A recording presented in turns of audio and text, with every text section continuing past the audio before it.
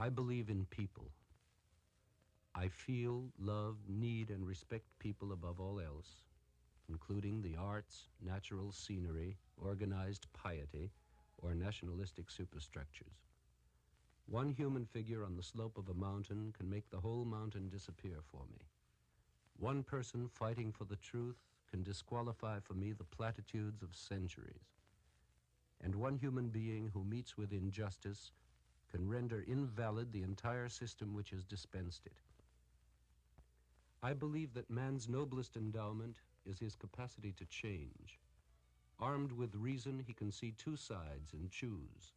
He can be divinely wrong. I believe in man's right to be wrong. Out of this right, he has built, laboriously and lovingly, something we reverently call democracy.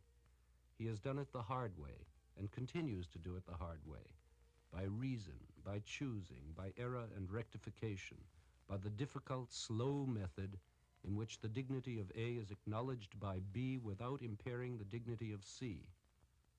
Man cannot have dignity without loving the dignity of his fellow. I believe in the potential of people. I cannot rest passively with those who give up in the name of human nature. Human nature is only animal nature if it is obliged to remain static. Without growth, without metamorphosis, there is no Godhead. If we believe that man can never achieve a society without wars, then we are condemned to wars forever. This is the easy way. But the laborious, loving way, the way of dignity and divinity, presupposes a belief in people and in their capacity to change, grow, communicate, and love. I believe in man's unconscious mind, the deep spring from which comes his power to communicate and love. For me, all art is a combination of these powers. For if love is the way we have of communicating personally in the deepest way, then what art can do is to extend this communication, magnify it, and carry it to vastly greater numbers of people. Therefore, art is valid for the warmth and love it carries within it, even if it be the lightest entertainment, or the bitterest satire, or the most shattering tragedy.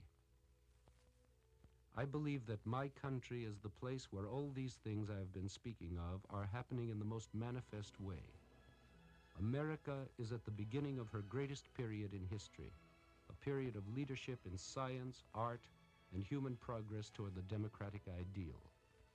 I believe that she is at a critical point in this moment, and that she needs us to believe more strongly than ever before in her and in one another, in our ability to grow and change, in our mutual dignity, in our democratic method. We must encourage thought, free and creative. We must respect privacy. We must observe taste by not exploiting our sorrows, successes, or passions. We must learn to know ourselves better through art. We must rely more on the unconscious, inspirational side of man. We must not enslave ourselves to dogma. We must believe in the attainability of good. We must believe without fear in people.